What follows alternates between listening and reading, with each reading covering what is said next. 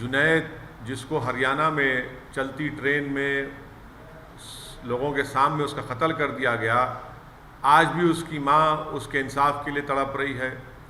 लाखों की तादाद में मुस्लिम महिलाएं ने CAA का कानून के ख़िलाफ़, NRC NPR के ख़िलाफ़ एहतजाज किया। आज भारत में सबसे ज़्यादा अगर इलिटरेट है फीमेल्स में तो मुस्लिम महिला हैं। उसके लिए मोदी सरकार ने क्या किया?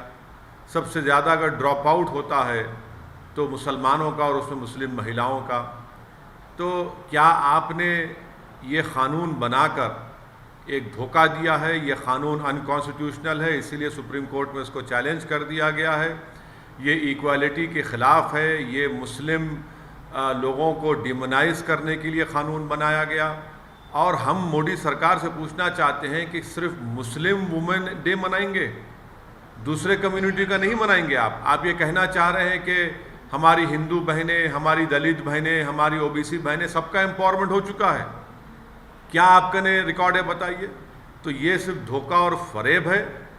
इस कानून से मैंने कहा कि उल्टा मुस्लिम महिलाओं का एक्सप्लॉयटेशन होगा, धोखा होगा, वो और परेशान होंगी और किसी को इंसाफ नहीं मिलेगा। डिमोनाइजेशन होगा मुसलमानों का, सिर्फ केस बुक होगा, उसके बाद कोई इंसाफ नहीं होगा उन लोगों पे। तो ये हमेशा इनकी आदत रही है धोखा देने की, फरेब देने की, और ग्राउंड पर इसका कोई, ना तो मुस्लिम महिलाओं ने, मुसलमानों ने इसको एक्सेप्ट किया है बल्कि इसको रिजेक्ट किया है। तो ये इसकी हकीकत है। और एजुकेशन के मामले में मुख्तार अब्बास नकवी हो या मोदी सरकार हो, आप डिमांड ड्रिवन स्कॉलरशिप क्यों नहीं करते माइनॉरिटीज़ की? क्या ड्रॉप आउट रेट नहीं है? क्या कुंडू कमेटी की रिपोर्ट नहीं है? क्या NSSO का डेटा नहीं है? क्या 2011 का सेंसस नहीं है? सिर्फ धोखा और फरेब और ऑप्टिक्स के लिए किया जाता है सब चीज़ें। ये सर, मुख्तार अब्बास नकवी ने ये कहा है कि लोग इसको सपोर्ट कर रहे हैं और कुछ क्रिमिनल एक्टिविटीज जो कौन सपोर्ट कर रहे हैं? इस कानून के खिलाफ करोड़ों मुस्लिम महिलाओं ने अपने हाथ से साइन करके भारत के प्रधानमंत्री को कहा कि हम इस तरह के कानून को रिजेक्ट करते हैं। ये वो उन लोगों की आप बात क्यों नहीं करते? ग्राउंड पर इसका कोई इम्प्लीमेंटेशन नहीं है। बर्डन ऑफ प्रूफ मुस्लिम महिलाओं पर डाल दिया गया। और आप इसको ये कह रहे हैं कि अगर कोई जेल को भी जाएगा तो शादी रहेगी। इस मुल्क में अगर कानून बनाना है, मैं मोदी सरकार को कह रहा हूं कि डिजर्शन पर कानून बनाइए। वो मर्द जो अपनी बीवी को शादी भी करते हैं और अपने साथ नहीं रखते, उनको छोड़ देते हैं, डिजर्शन पर कानून बनाइए ना। आप डिजर्शन पर कानून नहीं बनाते। और अगर इस कानून के तहत किसी मुसलमान को सजा होगी तो 3 साल और नॉन मुस्लिम को होगी तो 1 साल। क्या कर रहे हैं आप? डेमोनाइज कर रहे हैं पूरी कम्युनिटी को। और मुस्लिम महिलाओं से ये नाइंसाफी और एक्सप्लॉयटेशन और ज्यादा होगा इस कानून के तहत। सर, मुख्तार अब्बास नकवी ने ये कहा है कि कोविड की वजह से इस बार इतनी बड़ी सेलिब्रेशन नहीं हो रही है, पर तीसरी साल मतलब अगले साल किस बात का सेलिब्रेशन कर रहे हैं? बताइए। आपके पास रिकॉर्ड है तो बताइए किस बात का सेलिब्रेशन कर रहे हैं?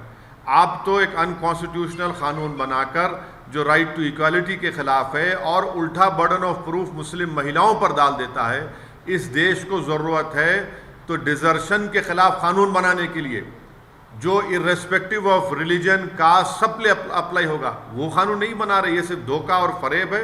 इसका इंसाफ से दूर दूर तक कोई ताल्लुक नहीं है। बीजेपी के लीडर्स ये कह रहे हैं कि PM मोदी के जो हर एक डिसीजन है वो सारे इंप्लीमेंट हुए हैं, चाहे वो राम मंदिर हो या आर्टिकल 370 का रिप्लेसमेंट हो या फिर रिडक्शन 80% रिडक्शन और इन ट्रिपल तलाक केसेस। कौन सा 80% है? कौन सा डेटा है? बताइए। चलिए देश सामने रखिए। कहाँ से लाए डेटा? ये डेटा तो आपने अपने घर में बैठकर बीजेपी के दफ्तर में बैठकर बना लिया है। ग्राउंड पर एक्चुअल रियलिटी है कि मुस्लिम महिलाओं का एक्सप्लॉयटेशन हो रहा है इस कानून के तहत। बर्डन ऑफ प्रूफ मुस्लिम महिलाओं पर है और शादी भी ख़त्म नहीं होती उसकी।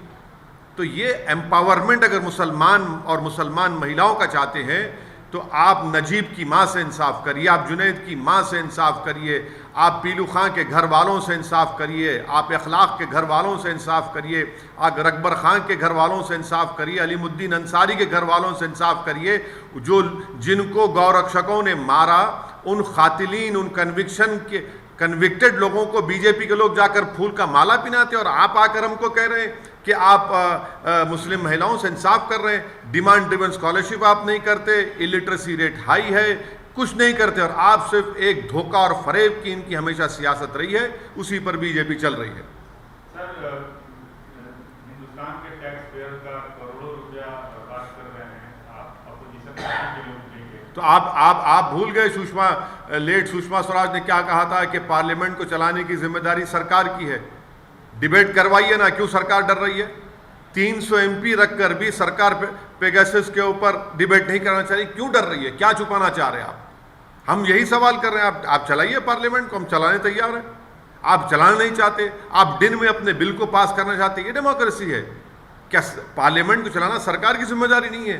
अपोजिशन अपनी बात को रखेगा, आप सुनिए, आपको एक्सेप्ट करना है मत करिए, मगर हमको बात रखने का तो मौका नहीं दिया जा रहा है। विपक्ष की जिम्मेदारी, विपक्ष उन लोगों की तरफ से विपक्ष आवाज उठा रहा है जिनकी लाशें पानी में तीर रही थी, जो ऑक्सीजन से मर गए। विपक्ष ये चाह रहा है कि भारत में सेकेंड वेव में जो 40 लाख से ज्यादा लोग मर चुके हैं उनके लिए इंसाफ का बात कर रहे हैं, तो सरकार सुनने तैयार नहीं है। विपक्ष ये चाह रहा है कि आप फोन टैप कर रहे हैं उन लोगों का जो आपके खिलाफ है। विपक्ष चाह रहा है कि आपने वो सॉफ्टवेयर लिया नहीं, मैलवेयर लिया नहीं लिया, आपने NSO से खरीदा नहीं खरीदा, आप उसका जवाब देने तैयार नहीं है। क्यों तैयार नहीं है आप इन चीज़ों का जवाब देने? विपक्ष ये पूछ रहा है कि किसान इतने महीनों से एहतजाज कर रहा है, आप उनकी बात सुनने तैयार नहीं है। तो सरकार सिर्फ खुद जिम्मेदार है। आज पार्लियामेंट अगर नहीं चल रही है तो मोदी सरकार इसकी जिम्मेदार है। सर, उत्तर प्रदेश में आपने पहले ऐलान किया कि हम चुनाव लड़ेंगे। अभी प्रधानमंत्री से लेकर तमाम बड़े नेताओं, अमित शाह से लेकर तमाम बड़े नेताओं का वहाँ शेड्यूल तय हुआ है चुनावी प्रचार के लिए। आपको क्या लगता है कि आप इस तरह से स्टार कैंपेनर पार्टी के उनके जाएंगे क्या? हाँ, बीजेपी की हालत खराब है वहाँ पर। बीजेपी सेकेंड कोविड वेव को मैनेज नहीं कर पाई। 4 लाख से ज़्यादा लोगों की मौत हुई है, ऑक्सीजन नहीं प्रोवाइड कर सके, उनकी गलती की वजह से मेडिकेशन नहीं मिला, नौकरियां जा चुकी हैं, और हेल्थ सेक्टर में तो कुछ हुआ ही नहीं यूपी में। मैंने कल ही आपको बताया कि कितने पोस्ट खाली हैं, और इसीलिए बीजेपी की हालत ख़राब है। और मुझे यकीन है कि उत्तर प्रदेश के नौजवान, उत्तर प्रदेश की जिम्मेदार तमाम जनता अब की बार इस चुनाव में बीजेपी को इंशाअल्लाह ताला शिकस्त देगी। लेकिन सर, जो आपके अपोनेंट हैं, कई अहम सियासतदान हैं उत्तर प्रदेश में, वो आपके बारे में कह रहे हैं कि आपका जो गठबंधन है और आप हैं वो टाटा केस हो जाएंगे उत्तर प्रदेश में। अरे भाई, तो अब इतना परेशान वो क्यों हो रहे हैं? इतने जो भाग भाग के आ रहे हैं, क्यों आ रहे हैं? सब एक एक मंत्री आ रहा है, सब आ रहे हैं। भाई हमारी फिक्र छोड़िए, लैला की फिक्र करना छोड़िए, अपनी फिक्र करिए। और हम इस बार इंशाअल्लाह ताला ओम प्रकाश राजभर साहब के गठबंधन में हम साथ हैं। हमारे पार्टी प्रेसिडेंट शौकत साहब, हमारे स्पोक्स पर्सन आसिम वक़ार संगठन को बहुत मजबूत किया है और कर रहे हैं, और हमको यकीन है कि इंशाअल्लाह ताला इस बार उत्तर प्रदेश की जनता अब हमको अपने दुआओं से, अपने आशीर्वाद से, अपने वोट देकर हमारे कैंडिडेट्स को कामयाब करेगी।